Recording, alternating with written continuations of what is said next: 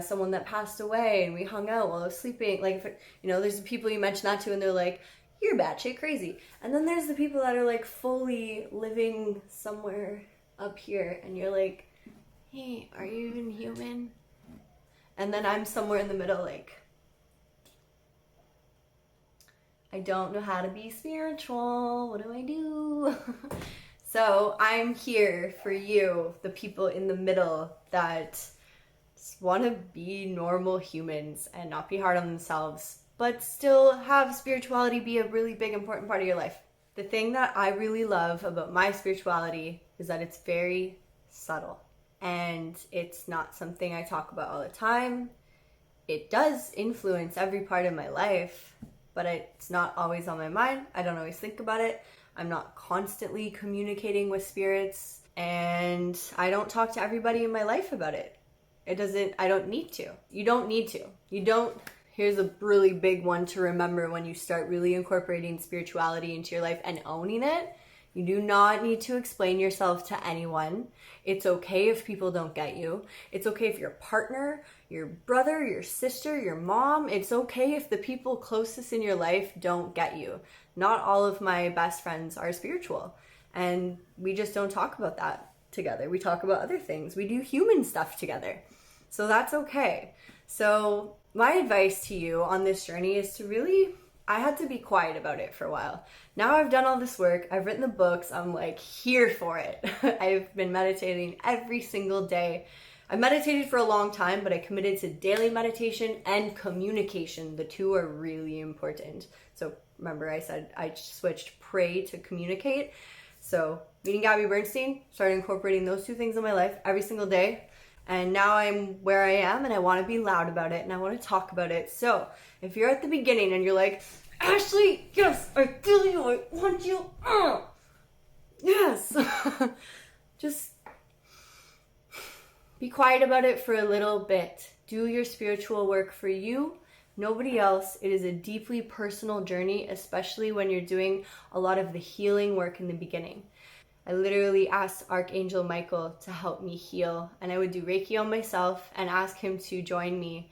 And I had very intense, like visceral sensations and really cool experiences with that. I would literally feel the presence of him and feel and see, feel sounds weird, but feel a blue presence, a blue light, a blue healing dome completely surrounding me. I would feel like I was levitating. And I did that several times. I was calling on Archangel Michael to help me heal for a while because I was like, okay, I need to go to the top. I need the chief of fucking all angels to help me heal all my shit that's holding me back and keeping me from being spiritual. So I called on him a lot. He was my go-to guy, and now I leave him alone. He's got a lot of work to do, and there's a lot of people that really need deep healing, but for a while it was me. And when I was calling on Archangel Michael regularly, I was not telling anybody about that. This is like the first time I'm mentioning it publicly. Woo! But he's a very powerful entity, and it's nothing to be afraid of. And he helped heal a lot of trauma and anxiety and depression, and helped create space in me to allow in love and spirituality and guidance from my spirit team into my life. So now I just communicate with my team kind of for fun. They're my team. It's like we all, they're my life team. You're not like a business team, but your life team. They're like my best friends. They're always with me. They're my soulmates. I have a whole team, and so do you. And the further along your spiritual journey you get, the better you get to know them, and you call on different ones for different things. I even have an angel that is helping me specifically with my YouTube content, and I call on her when I'm going to make a video. So, okay. Okay. So, I really love that my spirituality is subtle. I love that I don't talk about it with everybody in my life. I don't need to, and I don't want to. It gets really tiring having to explain yourself to people. Like, it really puts, and it's just like, don't do it, you know? People are either going to invite spirituality into their life or they're not. So it's a personal thing, and that's why it's so great to have a community of people or have some spiritual running buddies that you can talk about it with, because you do want to talk about it. It's exciting. When you start asking for signs, you will get them. Gabby Bernstein talks a lot about it. I think she does a really good job addressing it. Yeah, one thing about asking for signs is trusting that the sign is the sign, and also knowing that not every little thing is a sign. So you know, but when you know, and you gotta know, and you can't, you know, they work really hard to give us these signs. It's not that easy for the spiritual realm to do something in our physical realm. It actually is easy, but the point I'm trying to say is when we get a sign, acknowledge it. And you might feel crazy for a little while. I still kind of do, but I acknowledge the signs, and mostly the signs are to show you that you're being guided, that they're there, that they have your back. For a lot of people, they pick numbers. Some people pick animals. It might be a color or a certain pattern or whatever. You may already know what your sign is, but you're not fully ready to admit it to yourself and own it. A classic sign is 1111. 1111 is an angelic number, or any number repeated. So when I first committed to this spiritual journey, and it still happens all the time, almost like every time I look at the time, it's 222 or 333. Like, it happens so much, and it'll start happening more for you too once you start meditating and communicating on a daily basis, which is the recipe for living a spiritual life, if you're ready to fully embrace it and live a life that you've only ever daydreamed about, which is very exciting to me. So I love that my spirituality is subtle. The message I really want to get across to finish off this video for today is you don't have to always be spiritual to be spiritual, but it is always there. It's like getting dressed. You don't have to be aware of your clothing after you get dressed. It's there, it's on you, it's got you covered. You acknowledge your clothes once or twice a day though, at least when you put them on, and when you take them off, you choose what, you know. I like this example. So the important part to me is acknowledging my spirituality at least twice a day, usually 3 times to be honest. Morning, afternoon, evening. I have a little rendezvous with my team, and all of my dreams are coming true. Everything is happening, and I've become the most confident, loving, fierce, bold version of myself. I care about people more. I have more compassion than I've ever had in my life. I'm trying to help the world and the earth and the planet, and I'm donating to causes and charities. I've always cared about people and the planet before, but now the more you heal yourself, the more you want to help other people heal too. So it hurts my heart that people don't have clean water, and that there's so much injustice in the world, and that not everyone is treated fairly, and that people don't know how to take care of themselves. So here I am, I'm feeling the best I've ever felt. So what am I supposed to do with this energy? I need to help. I need to help. I need to give. I need to. And I'm not saying that you need to, but I literally feel like the best version of me that I've ever been in my whole entire life. And my life is so fun and interesting. I love myself. It's been so amazing getting to know myself and getting to love myself. And my spirituality has done that for me. And it's my practice every single day.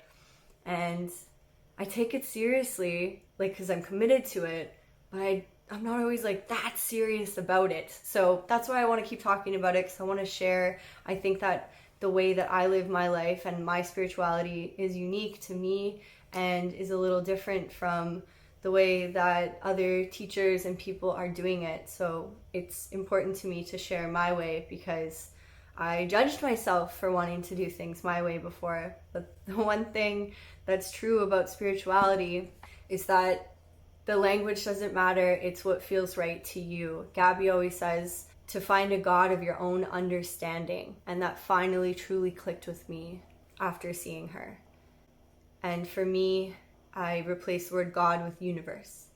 And then I invited guides and angels, and they've become my spirit team. I replaced the word prayer with communication. I stopped asking for permission from my partners and my friends that aren't spiritual and don't want to be. I stopped asking them for permission, asking them what they think, and I started asking for guidance instead from the actual spirit realm.